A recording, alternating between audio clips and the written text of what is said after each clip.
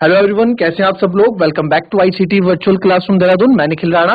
Class 12 का अपना maths का टॉपिक जो हमारा कंटिन्यू एप्लीकेशन ऑफ डेरिवेटिव, ठीक है, तो उसको कंटिन्यू करेंगे। छठी एक्सरसाइज का भी हम 6.1 कर रहे हैं। 6.1 के कुछ ही क्वेश्चंस मैं आपको कराऊंगा क्योंकि हम इंपॉर्टेंट क्वेश्चंस करेंगे, बाकी आपको सारे ही आपको करने पड़ेंगे। तो एक या दो कोई आज और कल की क्लास ही हम 6.1 में करेंगे, उसके बाद इंक्रीजिंग और डिक्रीजिंग फंक्शन की तरफ बढ़ जाएंगे। तो चलिए अपनी क्लास शुरू करेंगे। शुरू करने से पहले हमेशा की तरह थॉट ऑफ द डे लेके चलते हैं। तो आज का थॉट ऑफ द डे है बच्चों, कोई भी काम तब तक ये संभव लगता है जब तक कि उसे हम कर नहीं लेते। जी हाँ, तो कोई भी काम आपको तब तक ये असंभव लगता है हमको जब तक कि हम उसे कर नहीं लेते। इट मीन्स कि हमें किसी की रंग रूप देख के या किसी कार्य को, या जैसे काफी बच्चे होते हैं कि मैथ्स के नाम से ही डरते हैं, तो ऐसा नहीं है। जब तक आप उसमें इन्वॉल्वमेंट ही नहीं होंगे, तो आप जब इन्वॉल्व करोगे उसमें, आपको पता लगेगा कि अच्छा इक्वेशन इतना इजी है, कि वो तभी तक आपको पता नहीं लग पाएगा जब तक आप उसमें इन्वॉल्व नहीं होंगे। आप इन्वॉल्व होंगे तो आपको चीजों की सरलता का भी पता लगता है। ठीक है, तो अपने अंदर एक एटीट्यूड आपको रखना चाहिए। यू आर द, आप यूथ है आगे आने वाला, तो आपके अंदर एक एटीट्यूड होना चाहिए कि yes I can do it. ठीक है, मैं वो चीज कर सकते हैं। तो चलिए अपनी क्लास शुरू करते हैं। शुरू करने से पहले आपको कुछ चीजें और मैं बता दूं। प्रेजेंटेशन आपके क्लास 12 के जो एग्जाम्स रहेंगे, बिकॉज मैं क्लास 12 की सीबीएसई चेकिंग में जा चुका हूं, तो मैं अपने एक्सपीरियंस से आपको बता देता हूं कि वहां पे आपको प्रेजेंटेशन बच्चों अपनी अच्छी रखनी है। आपको क्वेश्चंस कुछ इस तरह से करने हैं, आपको जो पहले क्वेश्चंस आ रहे हैं, ठीक है, पहले अगर आपने पूरा क्वेश्चन पेपर पढ़ा, उसमें से अगर आपको पीछे क्वेश्चन नंबर 5 आ रहा है, तो क्वेश्चन नंबर 5 का कौन सा पार्ट आप कर रहे हो वो वहां अच्छे से अंकित हो जाए। क्वेश्चन नंबर 5 का ए, क्वेश्चन नंबर 5 का बी, जो भी आप कर रहे हो उसको अच्छे से अंकित करेंगे ब्लैक पेन से, और फिर ब्लू पेन से आंसर सॉल्व करेंगे। हेडिंग आपकी हमेशा ब्लैक पेन से रहेगी। फिर वैसी, क्योंकि आगे के 3-4 क्वेश्चन अगर आपके सही हैं, तो उसमें एग्जामिनर पे, यानी जो कॉपी चेक करता है, उस पर एक अच्छा इंप्रेशन जाता है। ठीक है, तो वो आपके लिए एक प्लस पॉइंट होता है। दूसरी चीज, आप जैसे मैं एग्जाम में क्वेश्चन करवा रहा हूं, तो उसमें भी आपको प्रेजेंटेशन आपकी अच्छी होनी चाहिए। आपको क्वेश्चन में क्या गिवन दिया गया है वो आपको अंकित होना चाहिए, वो लिखा हुआ आपका वहां होना चाहिए। आपको क्या निकालना है वो आपको पता होना चाहिए। ठीक है, तो ये चीजें वहां पे आपको दर्शानी है। ठीक है, स्टेप के नंबर मिलते हैं, कोई बात नहीं, कैलकुलेशन में आंसर गलत हो जाता है, कोई दिक्कत नहीं, ज्यादा ज्यादा आधा नंबर 1 नंबर कटेगा। 4 नंबर का क्वेश्चन होगा तो आंसर गलत है, बट कैलकुलेशन स्टेप्स आपके सही है, तो 4 में से आधा या 1 नंबर और टीचर पे डिपेंड है कि भाई काट देगा आपके आंसर पे। ठीक है, कितना एक्यूरेट है कितना एक्यूरेट नहीं है, बट 3 नंबर तो मिलेंगे, 2.5 नंबर तो मिलेंगे।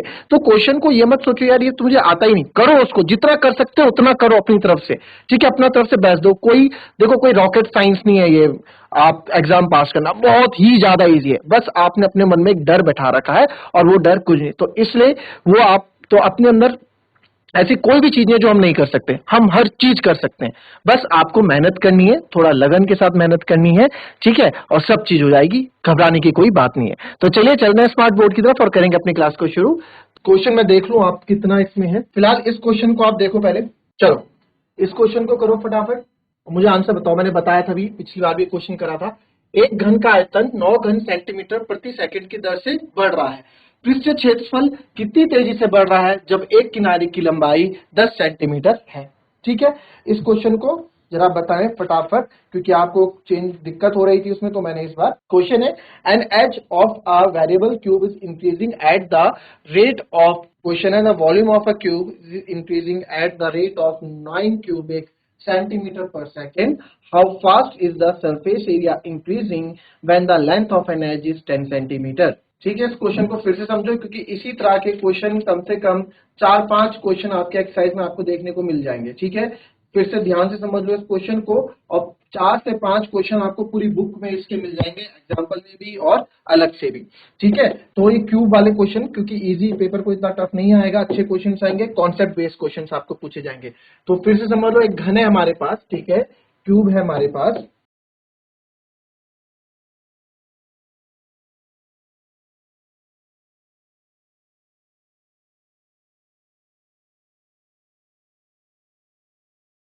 ठीक है, लास्ट क्लास में भी क्वेश्चन कराया था। ठीक है, तो इसमें क्या है, एक घन का आयतन 9 घन सेंटीमीटर प्रति सेकंड की दर से बढ़ रहा है। ठीक है, तो 9 घन सेंटीमीटर यानी कि 9 सेंटीमीटर प्रति क्यूब है ना, 9 सेंटीमीटर, 9 क्यूबिक सेंटीमीटर पर सेकंड की दर से, है ना, तो इतने की दर से बढ़ रहा है, यानी कि पर सेकंड की दर से बढ़ रहा है। तो एक चीज तो आपको पता लगी, टाइम के साथ बढ़ रहा है, तो डिपेंडेंट यानी टाइम बढ़ रहा है, तो इसका आयतन भी बढ़ रहा है, यानी कि वॉल्यूम भी बढ़ रहा है। ये चीज हमें पता लगी भाई, टाइम बढ़ रहा है तो वॉल्यूम भी बढ़ रहा है, यानी कि इंडिपेंडेंट वेरिएबल कौन सा हो गया, टाइम। सब टाइम पे निर्भर है, वक्त बढ़ेगा, टाइम समय बढ़ेगा तो इसका वॉल्यूम भी बढ़ेगा। ठीक है, पृष्ठीय क्षेत्रफल कितनी तेजी से बढ़ रहा है, जब एक किनारे की लंबाई 10 सेंटीमीटर है। जब ये एक बार बताओ, अब एक घन का आयतन 9 पहले छोटा था,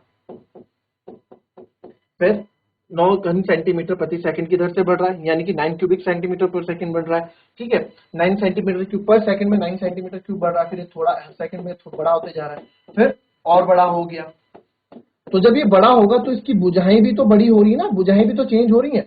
तो ये पूछ रहा है कि इसका पृष्ठीय क्षेत्रफल में क्या प्रभाव पड़ेगा जब एक किनारे की लंबाई 10 सेंटीमीटर तक हो जाएगी। ये किनारा आपका 10 सेंटीमीटर जब पहुंच जाएगा तो तब इसके पृष्ठीय क्षेत्रफल में जो है क्या कितनी तेजी से बढ़ेगा। ठीक है, तब कितनी तेजी से इसका पृष्ठीय क्षेत्रफल आपका बढ़ रहा होगा। ठीक है जी, कोई बात नहीं, तो इसकी अभी हमें बुझा नहीं पता, इसको एक्स मान लेते हैं। ठीक है, एक्स, ये आपने प्रेजेंटेशन दे दी अच्छे से फिगर के, जब आपने एग्जाम में कॉपी चेक करेगा तो अच्छा लगेगा। अब मैंने आपको बताया था सबसे पहले हम कैसे सॉल्व करते हैं, डायग्राम। दूसरा हम डेरिवेटिव देखते हैं कि हमें निकालना क्या है। तो सबसे पहले हमें यहाँ पे एक चीज पता लगी कि हमें क्या दिया हुआ है, हमें dv बाई dt दिया है। dv बाई dt मतलब चेंज इन वॉल्यूम, है ना, आयतन में चेंजेस आ रहे हैं। कितने चेंजेस आ रहे हैं सर 9 सेंटीमीटर क्यूब आ रहा है प्रति सेकंड की दर से। ठीक है, इसको आपने मान लिया पहला इक्वेशन, पहली समीकरण। और हमें निकालना क्या है, हमें निकालना है कि पृष्ठीय क्षेत्रफल कितनी तेजी से बढ़ रहा है। ठीक है, ये हमें निकालना है। तो पहले तो आप यहां लिख दो, let V be the volume, बता देंगे आप पहले इसको थोड़ा, पहले हमें सारा बताना है उनको कि हम क्या क्या कर रहे हैं। Let V be the volume, माना वी आयतन है, ठीक है, and let S be the surface, ठीक है, माना एस पृष्ठीय क्षेत्रफल है। ठीक है, ये हमने मान लिया, तो ये हमने सब चीजें बता दी। ठीक है, अब क्या क्या हमारे पास बोला गया है, हमें ये बोला गया है कि आपको dv बाई dt, यानी कि dv बाई dt मतलब आपको बताया था ना, dv बाई dt मतलब चेंजेस, रेट ऑफ चेंज बताता है हमेशा ये। ठीक है, rate of change of quantity, है ना। तो कितना चेंज आ रहा है वॉल्यूम में, 9 सेंटीमीटर क्यूब प्रति सेकंड की दर से। मैं नहीं बोल रहा हूँ, क्वेश्चन बोल रहा है 9 सेंटीमीटर प्रति सेकंड की दर से। इसको पहला हमें निकालना क्या है, हमें सर निकालना है कि सरफेस एरिया में क्या चेंजेस आएंगे। सरफेस एरिया में चेंजेस आने का मतलब हमें ds बाई dt निकालना है। इसमें क्या चेंजेस आएंगे, जब जब आपकी भुजा कितनी होगी, 10 सेंटीमीटर होगी। ठीक है, और यहां आपको बताना भी है, let x be the sides of cube, यानी कि माना x घन की भुजा है। ठीक है, x हमने घन की भुजाएं वहां पे मान दी। ठीक है, और ये तो हमने स्टडी के लिए यहाँ पे लिखा। ठीक है, तो माना x घन की भुजा, ये तो हमारी स्टडी थी यहाँ पे जो आपने लिखा कि t बढ़ रहा है तो वॉल्यूम, ये भी आप समझा दो वहां। ठीक है, ये आप ये यहाँ भी लिख सकते हैं स्पीकर के पास कि जैसे जैसे टाइम बढ़ रहा है वैसे वैसे वॉल्यूम भी बढ़ेगा, और जैसे जैसे टाइम बढ़ रहा है जाहिर सी बात है इसका सरफेस एरिया भी बढ़ेगा। और हमसे पूछा है जब भुजा 10 सेंटीमीटर हो जाएगी तो क्या चेंजेस आएंगे। ठीक है जी, तो अब हमने ये चीज निकाल दी। तीसरा स्टेप आपको क्या बताया था मैंने, तीसरे स्टेप पे हमने बात की थी। तीसरा स्टेप रहता है हमारा फॉर्मूले का। तो सबसे पहला जो सूत्र किसका यूज करेंगे, सबसे पहला सूत्र हम यूज करने वाले हैं, सबसे पहला सूत्र हम जो यूज करने वाले हैं वो यूज करेंगे हम किसका, वो यूज करेंगे जो हमें निकालना है, यानी कि हमें सरफेस एरिया निकालना है। तो सरफेस एरिया का फॉर्मूला एस, सरफेस एरिया क्या होता है 6 इंटू साइड का स्क्वायर, फॉर्मूला तो याद होगा। तो एस, एक्स साइड क्या है हमारी एक्स है, तो 6x स्क्वायर। ठीक है, तो इसका क्या कर देंगे अब, और दूसरा फॉर्मूला है हमारे पास, चलिए पहले इसको देखते हैं, डिफरेंशिएशन कर देंगे दोनों साइड। ठीक है, तो दोनों साइड करेंगे 6dx square upon dt, time के रिस्पेक्ट में। ठीक है, आपको यह बताना है या फिर ऐसे लिखेंगे आप पूरा तमीज से, differentiation both side with respect to T, मैंने शॉर्ट में से लिखा, जगह कम है। डिफरेंशिएशन BS, इसका मतलब होता है बोथ साइड, विद R मतलब रिस्पेक्ट, T मतलब to, with respect to T, T के रिस्पेक्ट में, यानी कि T के रिस्पेक्ट में हम डिफरेंशिएशन करेंगे दोनों साइड, तो ये हो जाएगा ds by D T 6 dx square upon dt। अब डिफरेंशिएशन करना तो आपको आता है, अवकलज करना आपको आता ही है, कोई वो टफ नहीं है। ds बाई डी टी ये हो जाएगा 2 6 into 2 12 x dx upon dt। ठीक है, अब सर हमें ds बाई डी टी निकालना है, वो भी x बराबर 10 पे, तो अभी तो यहाँ पे dx बाई डी टी आ गया, ये क्या लोचा है? तो इसके लिए आप पहला समीकरण आपने बना दिया, भाई ये भी तो हमें दिया हुआ है ना क्वेश्चन में, फालतू थोड़ा ना कोई चीज दी जाती है, ये हो गया। ठीक है, तो अब क्या करेंगे, अब हमें दूसरी चीज भी दी गई है, तो मैं यहाँ दूसरे पेन से बता देता हूँ। हमें वॉल्यूम भी दिया गया, वॉल्यूम होता है साइड का क्यूब, तो इसका भी आप डिफरेंशिएशन ऐसे लिखेंगे सेम, डिफरेंशिएशन बोथ साइड, तो यहां से मैं dv बाई dt कर दूंगा, और ये जब इसका d by dt of x cube करोगे तो यहाँ पे आएगा dv by dt equals to 3x square dx by dt, ये आएगा 3x square dx by dt। चलो ये थोड़ा आपको ना पीछे समझाऊंगा, बड़ा कॉम्प्लिकेटेड, इतना हो गया हमारा। ठीक है, अब इसके बाद आगे आते हैं, हमें वॉल्यूम पता है, वॉल्यूम इक्वल टू साइड का क्यूब एक्स क्यूब। ठीक है, again differentiation both side with respect to T, time के रिस्पेक्ट में। टाइम के रिस्पेक्ट में क्यों हो रही है सारी चीजें? क्योंकि जैसे जैसे टाइम बढ़ रहा है वैसे वैसे चीजें बढ़ रही हैं, तो ये हो जाएगा dv अपॉन dt और d by dt of x cube, तो dv बाई dt हो जाएगा यहाँ से 3x square dx by dt। ठीक है, 3x square dx by dt।